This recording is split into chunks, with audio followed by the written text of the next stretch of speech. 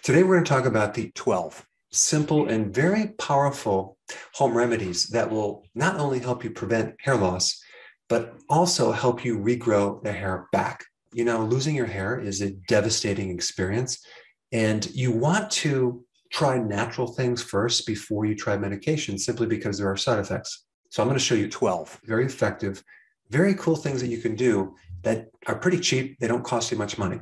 So get a piece of paper out and write these things down. Now, the first two things I want to talk about, very important, very significant, but very few people are aware of this. So if you think about what the hair is exposed to on a regular basis, well, you take a shower and you're exposing your hair to the water. Did you know that the fluoride in your water creates significant hair loss, as well as acne in your skin? Yes, this is true. The fluoride that is supposed to be good for our teeth actually destroys our hair. So the first piece of advice I'm going to give you is just stop taking a shower. I'm just kidding. What you really want to do is just get a simple shower head that filters out fluoride. Now that right there could be the reason why you're losing hair. In fact, fluoride also blocks your thyroid, and a hypothyroid condition can very easily stop your hair growth. All right, the next thing you need to know about is your shampoo. Sulfates. Sulfates destroy protein, and your hair is made up of 91% protein. So if you're exposing your hair to sulfate shampoos on a daily basis, you're literally creating all sorts of problems and inhibiting hair loss. So you really want to make sure you get a sulfate-free shampoo. All right, those are the two things that you just need to avoid. Now, to understand hair loss, let's first look at the mechanism, how most top hair loss medications work.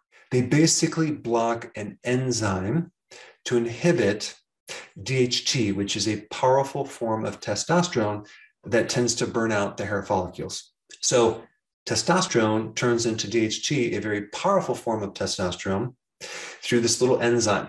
And so these drugs inhibit that enzyme. The enzyme is called 5-alpha reductase. And people that have too much DHT get this condition called androgenetic alopecia, which is pattern hair loss, both in males and females.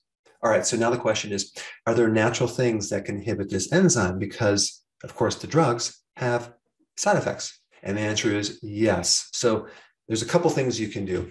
Onion juice, which I put a video out on this one topic, is a potent natural inhibitor of that enzyme. So you dilute it in water, okay, like a 50-50 ratio, rub it into your scalp, and let it set for 15 minutes, and then you would wash out your hair. I put a link down below the video that I did on this topic. All right, green tea, same thing. You would make some green tea, dilute it by 50%, rub it into your scalp for about 15 minutes, then wash it out with shampoo. Now, the next potent inhibitor of this enzyme is rosemary oil. There's one study that I found that showed that this oil is comparable to Rogaine as far as the effectiveness for preventing hair loss. And so you would take rosemary oil, rub it into the scalp, and leave it on for about 10 to 15 minutes. And you would actually leave it in overnight. And then in the morning, take a shower, shampoo your hair. So rosemary oil is a potent inhibitor of 5-alpha reductase. Now, another inhibitor of this enzyme is just zinc, okay? Maybe you're deficient in zinc, like a lot of people are. So the best food for zinc is oysters. Start consuming some oysters a few times a week. But zinc is also in red meat, so you might need some more red meat. It's also in seafood, it's also in eggs, but red meat and oysters have the most zinc. Okay, now we have 5. The old-fashioned home remedy, apple cider vinegar. You don't want to put concentrated apple cider vinegar on your scalp. Okay, I'm just letting you know right now, it's going to burn your scalp. You want to dilute it, like 1/3 cup of apple cider vinegar to 1 liter of water. And you can rub it into the scalp, and it actually will help clean up some of the pores that may be filled with sebum, which is an oil that can be preventing the follicles from growing properly. And also apple cider vinegar gives a really nice shine to your hair. In addition to that, apple cider vinegar is acidic, and so is your scalp. So apple cider vinegar can help reestablish the pH of your skull, which can actually support the friendly microbes or the microbiome in your scalp. You don't want to create an environment where the outside of your skin is so sterile, because you have millions of microorganisms living on the outside of your skin helping you. And when you sterilize or clean your skin too much, you can end up with all sorts of problems, including hair loss. So this is why you want to minimize the amount of chemicals that you expose your skin to. Let's go to number 6. What if you go on the ketogenic diet and you start losing hair? What does that usually indicate? That usually means that you're not consuming enough protein. That's the number one cause. So increase your protein, okay? There's some other things you want to look at as well. Number 1, trace minerals, especially if you are doing intermittent fasting or fasting with your ketogenic plan, because we are very, very deficient in trace minerals in our food. Trace minerals are minerals needed in very small amounts, but they're very, very essential. So either consuming food high in trace minerals like sea kelp or shellfish or fish from the ocean, and sea salt is a good one, or just get a plant-based trace mineral product, will add more trace minerals to give the hair what it needs to build. All right, the other key vitamins that are needed are the B vitamins. And so there are a lot of links between a B vitamin deficiency and hair loss. So you want to make sure you're taking enough B vitamins. And so nutritional yeast is a really good remedy for that. Just make sure that when you're doing nutritional yeast, that you want to get it unfortified with synthetic vitamins. All right, number 7, cruciferous vegetables.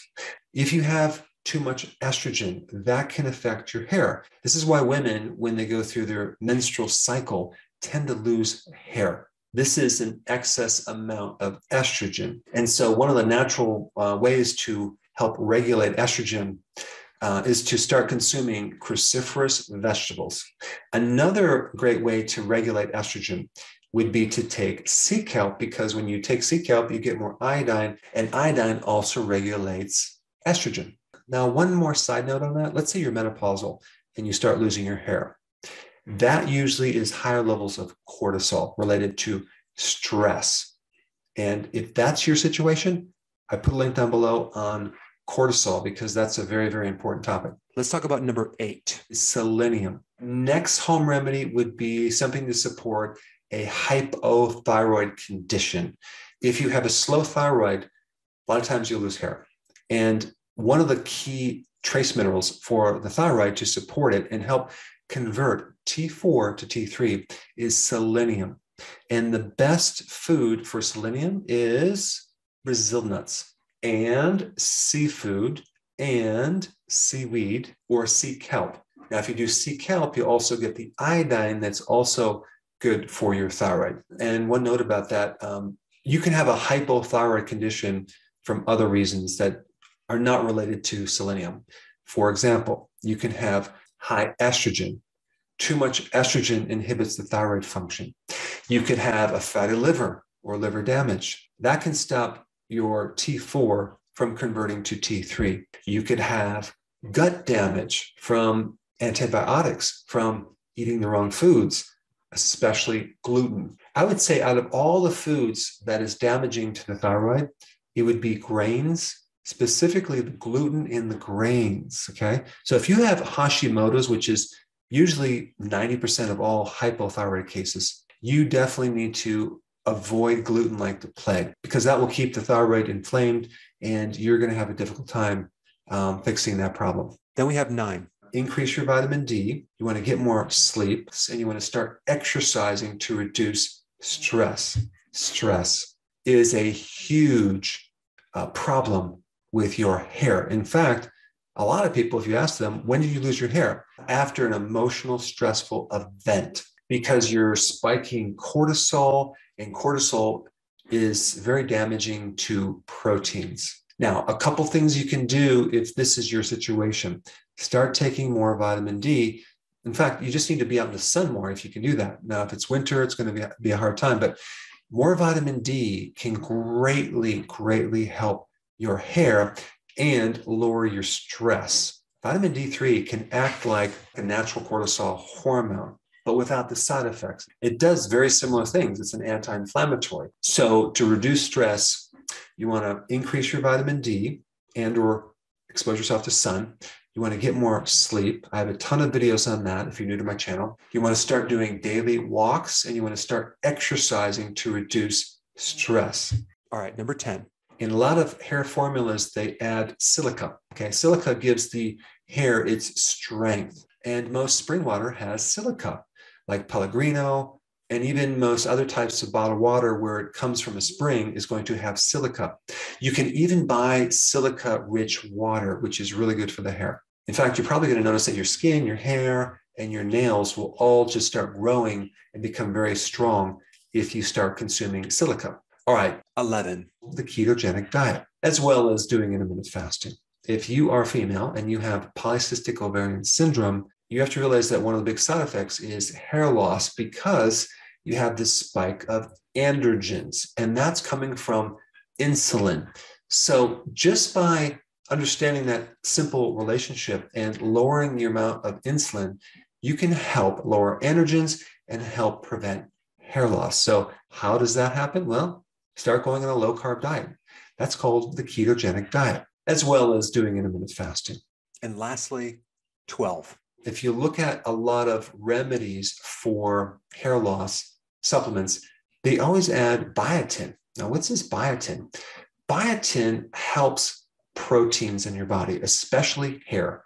Biotin will help regrow your hair and prevent the loss of hair. But biotin is a very key B vitamin for the manufacturing of these proteins that give the hair its structure. And biotin is made by bacteria. Okay, so your own gut makes biotin.